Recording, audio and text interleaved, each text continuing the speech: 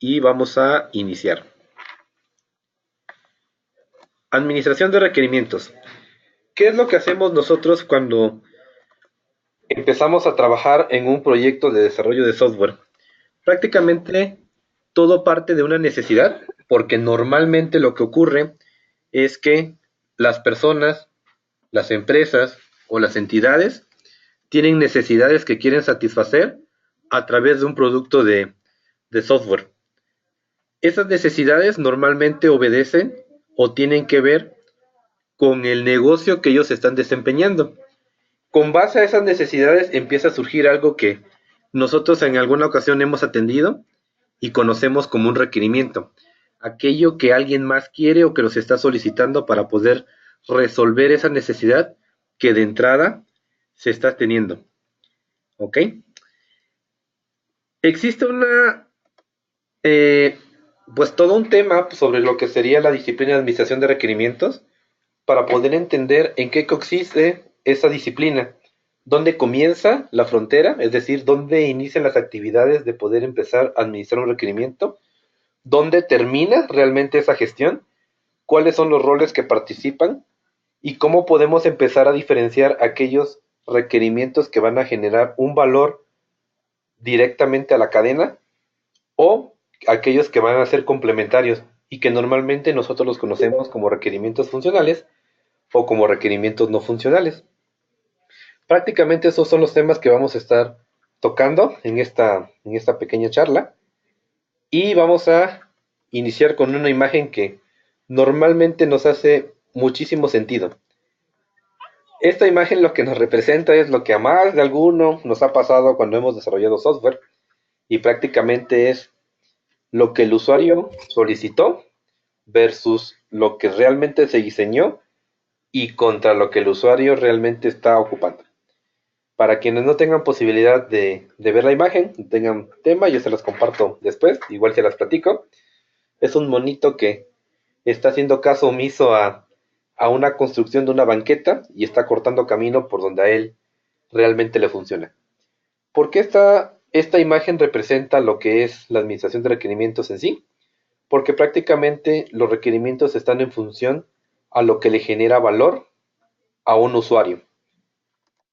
¿En qué consiste la disciplina de poder administrar requerimientos? Prácticamente, pues todo es muy sencillo si lo vemos de manera coloquial.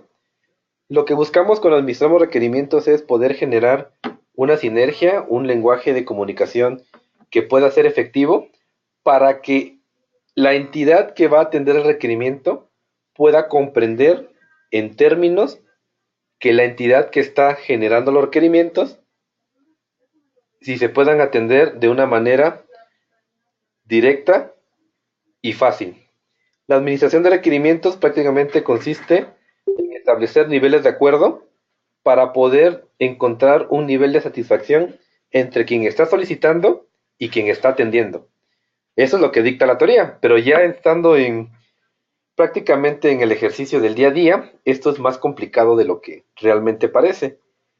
Para poder empezar a delimitar dónde inicia y dónde termina, pues prácticamente podemos empezar con un ejercicio muy sencillo. Para poder empezar a administrar requerimientos, lo primero que tiene que ocurrir es que alguien debe de tener una necesidad, algo que está buscando resolver para que podamos empezar a documentar en forma de requerimientos.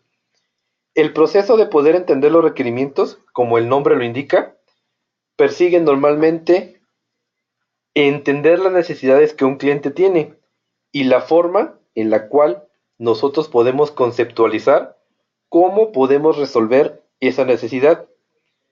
Como elemento lógico de desarrollo, en cualquier sistema nosotros vamos a poder modelar esas necesidades con el objetivo de poder resolverlas. Normalmente cuando nosotros estamos definiendo o analizando requerimientos, no tenemos noción de dónde van a terminar de ser administrados esos requerimientos.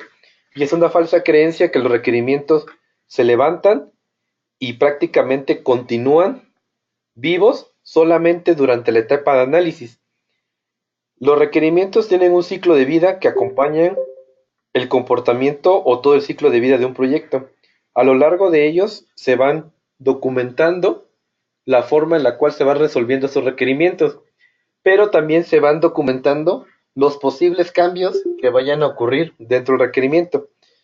Normalmente cuando el usuario o la persona que está definiendo los requerimientos hace su primer petición o su primer definición, no cuenta con todos los elementos para poder definir de forma clara lo que está solicitando o lo que está requiriendo. Es por eso que es muy común que a lo largo del ciclo o desarrollo ocurran estos pequeños gaps o desviaciones al momento de empezar a diseñar o documentar lo que es un requerimiento. Si el usuario hace una petición y en el flujo o en el camino en el cual se está teniendo este requerimiento se le genera una nueva idea y prácticamente la idea inicial sufre modificaciones, esta práctica tiene que estar administrada dentro de lo que sería la ejecución de cambios a los requerimientos y debe estar soportada en dos aspectos. La primera es que cualquier petición que genere el cliente, pues como personas que estamos analizando y atendiendo requerimientos, no podemos comportarnos con una negativa para poder decir, no, esto no aplica. Sin embargo, sí existe una consecuencia que normalmente termina impactando en tiempo y en consecuencia debería terminar impactando tanto en calidad o, en su defecto, en dinero. Es decir, la lista está abierta para que el cliente pueda pedir lo que quiera cuando quiera, pero la consecuencia es o nos vamos con más tiempo o le cobramos más dinero para hacerlo en la misma cantidad de tiempo, ¿vale? Estas barreras, pues prácticamente nos empiezan a invitar a saber, bueno, quiénes son los roles que están participando, quiénes son las figuras que deberían estar cuidando los requerimientos. De manera coloquial podemos enfocar que prácticamente quien hace el levantamiento de requerimientos es un rol que nosotros conocemos o identificamos como analista. Hay algo que ha surgido a últimas fechas que tiene que ver con los analistas de negocio, que son personas que en la teoría deberían estar muy cercanos a entender lo que el negocio representa. ¿Con qué me refiero o a qué me refiero con esto? Prácticamente un analista de negocio tendría que ser capaz de poder entender la cadena de valor que representa el negocio que está analizando. La cadena de valor son todas aquellas actividades que comprenden el core o el núcleo de un negocio, lo que hace que realmente opere y genere un valor económico. Todos los análisis tendrían que estar basados o soportados hacia esa cadena de valor, pero un error muy común que ocurre en la práctica es que el analista se convierte en una persona que solamente toma dictado o requerimiento con base a lo que un usuario está definiendo y se pierde de vista que realmente lo que se está analizando es en consecuencia a lo que sería la cadena de valor. Normalmente el cliente hace especificaciones para poder solicitar lo que él quiere o lo que él necesita. Y es lo que nosotros empezamos a conocer como requerimientos. Aquí entra una clasificación muy interesante porque empezamos a conversar sobre qué es un requerimiento funcional y qué es un requerimiento no funcional. Existen diversas bibliografías que nos apoyan para poder entender qué podría ser un requerimiento funcional. Las más cómodas nos hablan precisamente de que son aquellas que nos ayudan a modelar funcionalidades de un sistema. Pero esta definición se queda un poco corta, porque nosotros podemos empezar a pensar que cualquier funcionalidad que queramos agregar dentro de un sistema sería reconocida como un requerimiento funcional. Haciendo un poquito el paréntesis o la reflexión de lo que estamos platicando, el objetivo de un analista de negocio es empaparse o poder hablar el mismo lenguaje que el cliente a nivel de negocio. Y el compromiso está en poder entender dentro de ese negocio cómo funcionan las cosas, poder abstraer las reglas de operación, las reglas que el negocio tiene y sobre todo poder entender cómo está soportada su cadena de valor. La cadena de valor de una empresa es lo que nos va a permitir asociar los requerimientos con el objetivo de poder darle un valor a lo que se está requisitando en ese momento. Porque es muy sencillo poder decir, yo quiero una aplicación que sume A más B, o que haga una multiplicación, o que haga una división. pero al final de cuentas, lo que estamos haciendo nosotros es hacer un requerimiento que no está en base a lo que la cadena de valor nos está solicitando.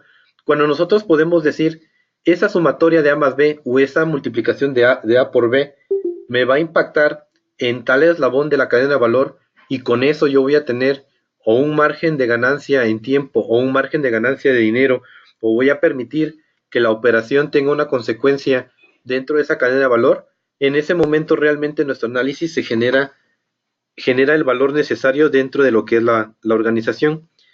Los requerimientos funcionales deberían estar en función a la cadena de valor y no simplemente a resolver una funcionalidad de un sistema. En contraparte, los requerimientos no funcionales son todos aquellos que nos pueden servir para poder apoyar a que los requerimientos funcionales se cumplan. Los requisitos para que un comportamiento, un requerimiento funcional se pueda ser modelado, pues prácticamente tendría que ver con el objetivo de poder representarlos como una experiencia o como un caso que el usuario normalmente ejecuta en su día a día, que haciendo un poquito ya un tailoring o aterrizándolo dentro de una metodología o un marco de referencia, es lo que nosotros en algún momento hemos conocido como casos de uso y que prácticamente nos apoya para modelar lo que un usuario en su día a día ejecuta. Como parte de esta charla, pues prácticamente lo que estamos nosotros visualizando es la importancia de poder realizar una actividad o una correcta actividad para poder administrar los requerimientos. Ahora, ¿cuál es el foco de poder realizar una administración de requerimientos? ¿Dónde inicia, dónde termina, cómo se gestionan y cuáles son las consecuencias de poder trabajar con la disciplina? Prácticamente en un ejercicio convencional, la disciplina de administración de requerimientos inicia con la petición o con la necesidad que un cliente está presentando. En ese momento aparecen las figuras que van a ser lo que nosotros conocemos como levantamiento de requerimientos. El ejercicio puede ser realizado por una persona de rol analista o en consecuencia con un consultor. La diferencia entre cada uno de ellos oscila prácticamente en las actividades que realizan en el momento de levantar los requerimientos. Un consultor, a diferencia de lo que hace un analista, ofrece la plusvalía de, además de levantar un requerimiento, proveer en ese momento una propuesta en consecuencia a lo que se está definiendo. El trabajo del consultor es realizar las preguntas en el momento adecuado para descubrir quizás algo que el cliente ya conoce, con el objetivo de realizar una propuesta de valor que en ese momento pueda resolver o apoyar la necesidad que el cliente está mostrando o poniendo en la mesa.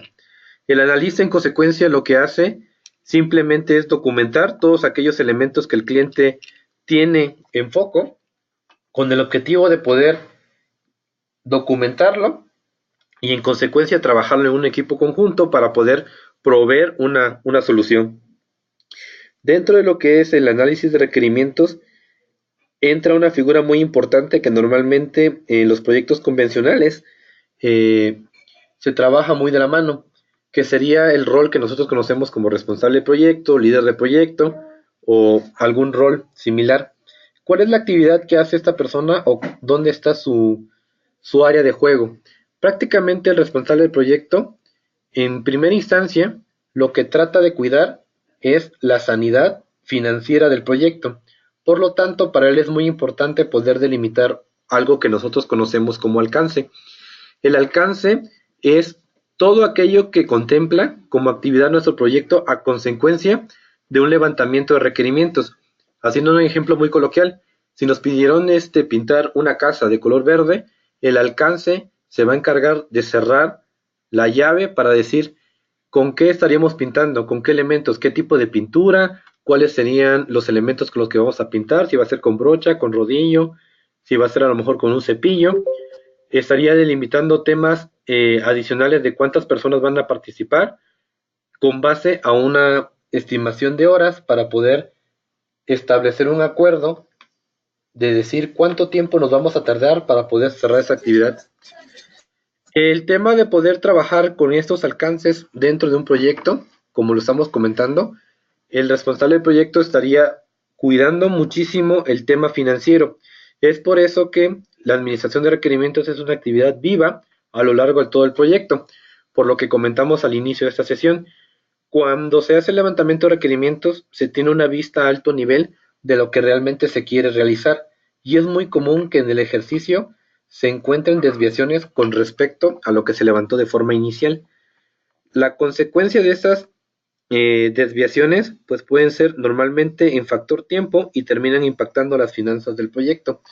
Es por eso que el rol de la responsable del proyecto está muy atento para poder cuidar estas desviaciones, pudiendo mitigar o creando planes de mitigación a consecuencia de este tipo de actividades. Prácticamente lo que acabamos de conversar ahorita es una generalidad de cómo se administran y se trabajan los requerimientos, y esto es en un modelo tradicional. Tendríamos que hacer una segunda conversación para poder empezar a trabajar con otros marcos de referencia y saber cómo se trabajan en otros modelos. Quizás en otra segunda conversación podamos hablar de modelos ágiles o algo diferente, ¿vale? Entonces, de momento, hasta aquí es el alcance de esta pequeña charla, y prácticamente ahorita abrimos los micrófonos para poder escuchar sus comentarios, para poder escuchar lo que ustedes han tenido como experiencia en los levantamientos de requerimientos y pues poder escucharlos, ¿vale?